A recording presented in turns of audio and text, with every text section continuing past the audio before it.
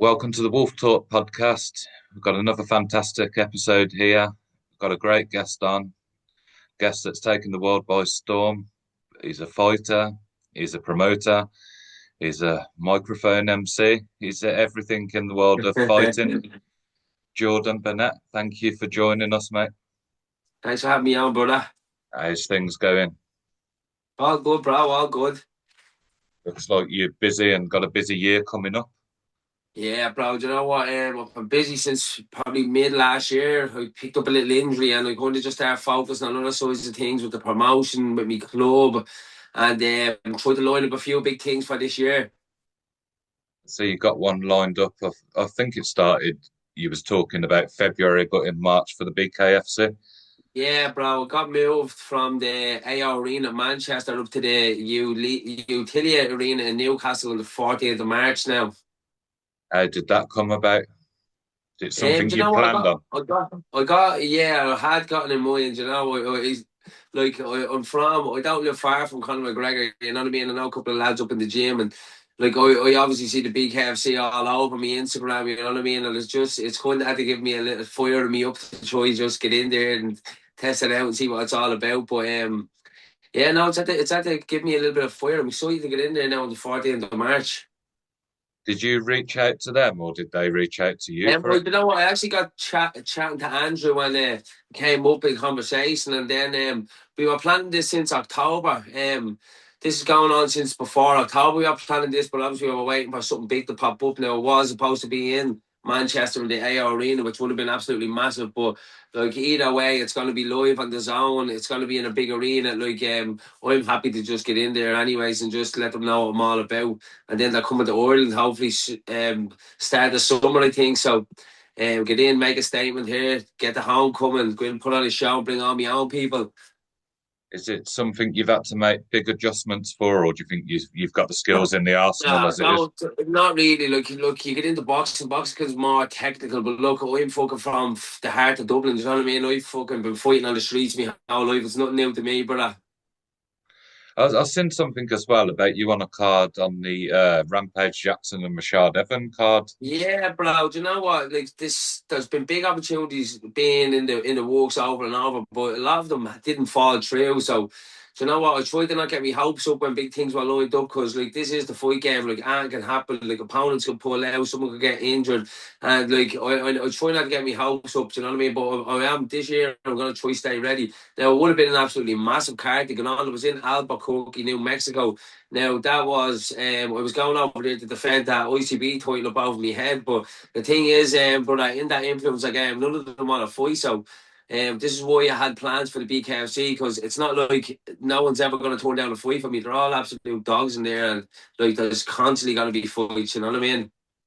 So is that Rampage one not going ahead now? Then has that been No, no, cancelled? that was supposed to be last April. Was it? Last April, yeah.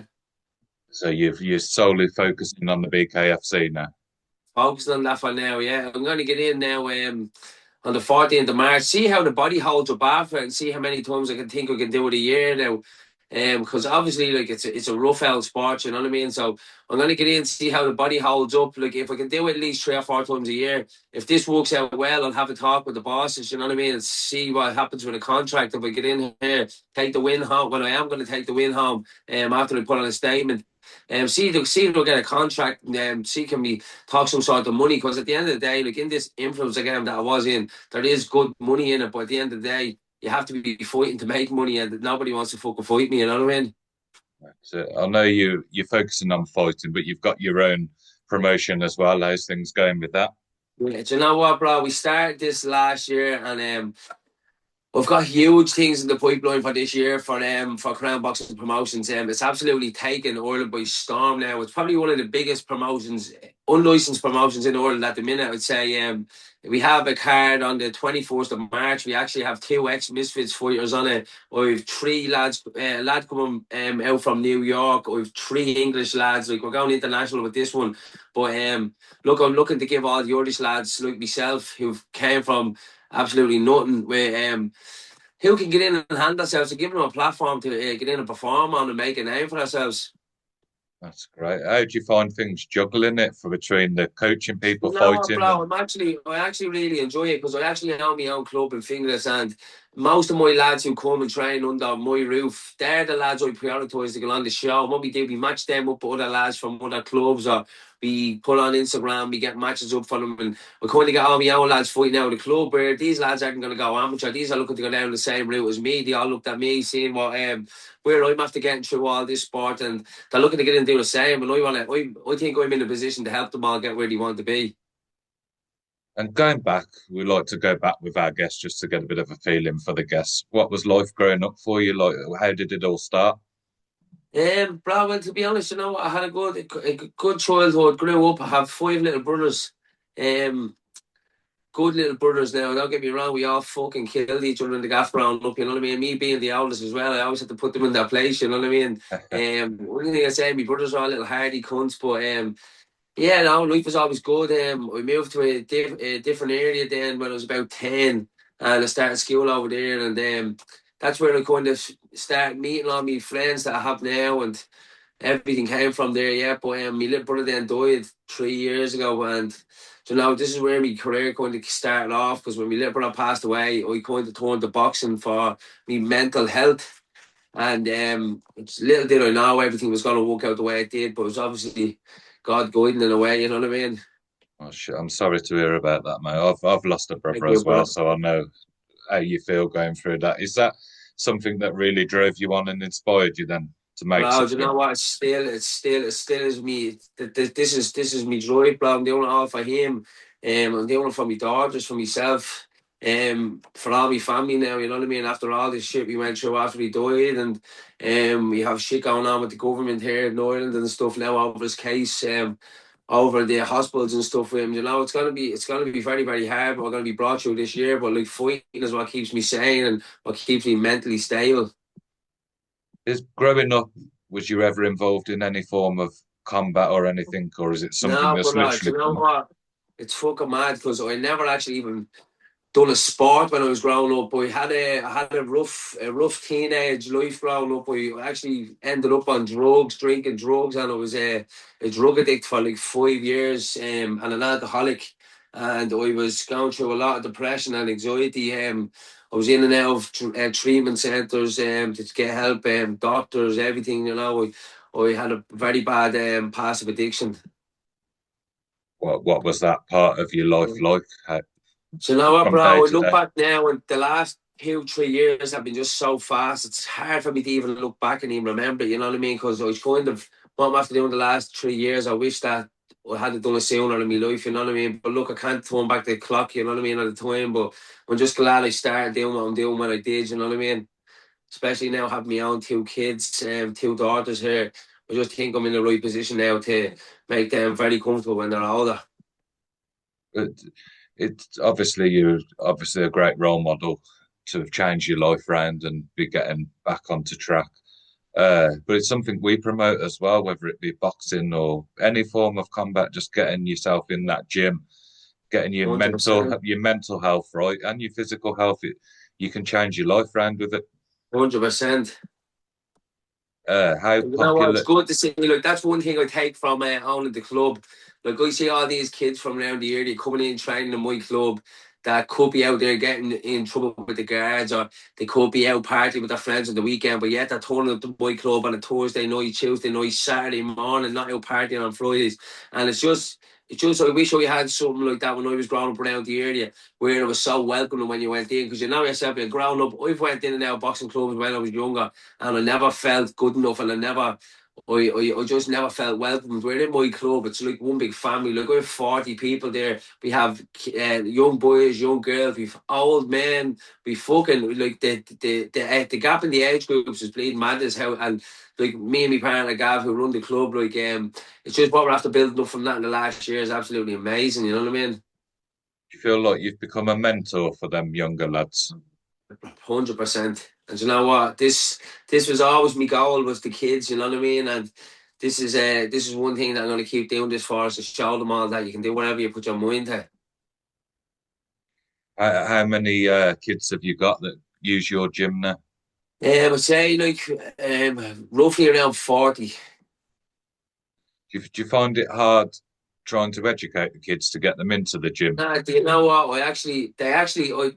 They love coming up. They absolutely love coming. They come up and they wind me up. We have the bit of banter and all. You know what I mean? Like I let them have that bit of fun, do that bit of slagging. You know what I mean? It's all about them enjoying that training as well. Um, it's just a great little spot. It's a great little spot for the kids, and we just have to get brought in on committees around the area and stuff because they're seeing how involved with the kids I am and all. So, that was another little nice little goal ticked off the box being brought into the community like that as a role model. You know what I mean? It's nice to have that open gym. I mean, like you mentioned, 100%. some gyms you go in and they're just not welcoming at all, and it puts Yeah, people off going. like some people like to be very competitive. Like in my club, we all need to start somewhere. Everybody knows you have to walk through them doors to start. You know what I mean? You're never going to be like someone who's in there 10 years, but when you start, that's when you start walking towards that. You know what I mean? I always say, like from doing bits of coaching that I do, you leave your ego at the door. 100%. So I think that's important because you find gyms and you go in there and you've got lads that are just trying to prove a point to everyone, and it don't work. Mm-hmm. You all learning, and you never stop learning. No, I'll never stop. Every day is a learning day, brother. So going forward to your own promotions, how many fights or shows would you like to be on a year running? With the BKFC. No, with your own promotion. Oh, with my promotion, we had a 4 show last August. We done one in October and one in December, so we done three. And this year now we have one in March. I'd say we'll be doing five this year. Now, somewhere in between these five Irish shows, I am going to be in touch with a couple of the influencer or the unlicensed boxing promotions in England. As I know a lot of guys over there that run the shows, like I know Gingy from Charland, he runs Peaky Promotions. I know the guys in Speedstar, DKM. I know all the guys, but it's just finding the right promotion. Who wants to do some sort of teamwork where I can do like an Ireland versus English card. I can bring on my boys. They can have their boys. We can like put nice posters on the line for all the lads. Make sure they all get paid and stuff. You know what I mean? And that's what it's about. It'd be good to have a little Irish versus English scene Ah, going on. 100%. Because I've in my influence again in the game, like I fought two Americans, and just when the international fights is where it's all about. You know what I mean? It brings that little bit more energy. Do you know what I mean? Yeah, it brings a spark. There's more eyes And on it. especially Ireland versus England, it's a long go thing. You know what I mean? It's just great to just keep it going. You know what I mean? Especially because in the ring, you fight, you shake hands after, you bleed best mates. You know what I mean? And it's just great to see.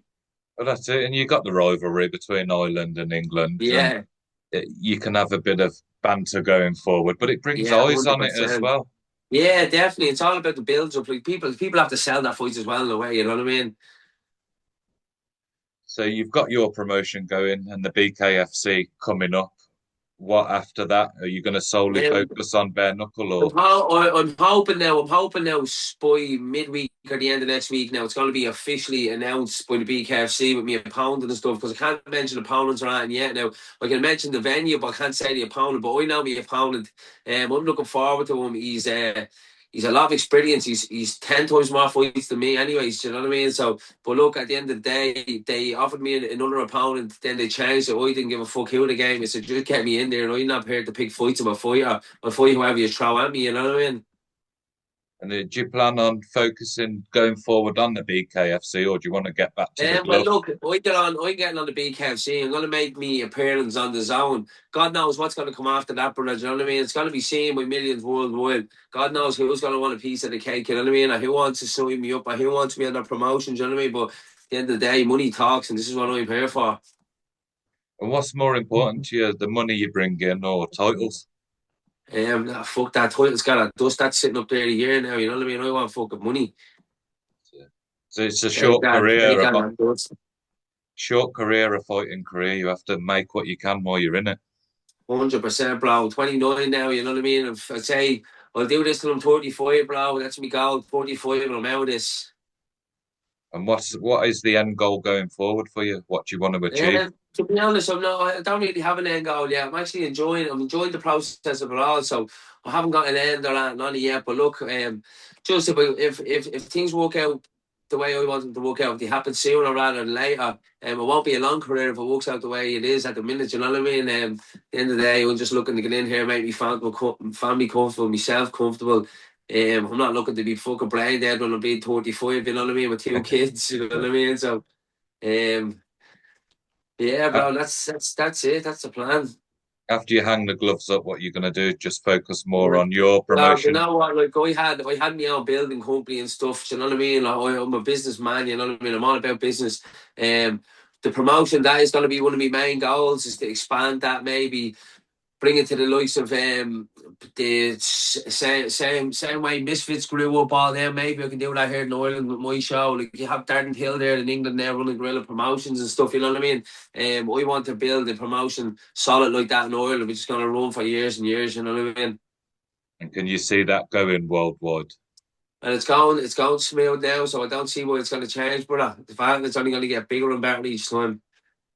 Any chance of your promotion against a guerrilla promotion and stuff like that Yeah, going on? well, look, do you know what? Actually, the guys only reached out to me. I actually could have fought on Darden's first card there. I could have, but I got a really bad shoulder injury last August, and I was 20 weeks out from training. So I literally, when I got the go ahead to go back training, I was straight back into camp. I'm 3 weeks into camp now, and I was happy with the fight being postponed an extra 2 weeks. It gives me more time. But look, I was straight back in it. Like it killed me being out for 20 weeks, but. Um, yeah, like I would have jumped on Darton Till's promotion straight away. Like it was some setup, and it was also he's working with his own as well. You know what I mean? It's absolutely huge. But like I'm here to talk with any promotions who want to do business. Do you know what I mean? I have a lot of good fighters here in Ireland, and a lot of them are really talented, and a lot of them put their faith in me to guide them towards good fights, and a lot of them train out of my own club as well. So I'm going to try to do everything I possibly can to get them the right fights on the right shows. That's good. It's nice to hear that you're focusing on your career, but you're thinking about your lads as well. That it's nice to hear. Yeah, bro. Look, there's one thing I can say. There's enough piece of cake for everybody, and with the right guidance, you can really do good things for some people. You know what I mean? No, that's it. Well, I know you're a busy man, so I'll let you shoot in a minute. But I just want to say thank you for joining us and wish you Thank you, brother. all the luck with this fight and future fights and with your own promotion going Thank forward. you, boss. All right, 14th of November. Watch out. I'm coming. ladies and gentlemen, Jordan Burnett joining us. Thank you very much, mate. Thanks, brother. Appreciate it, right? All right, God cheers. bless.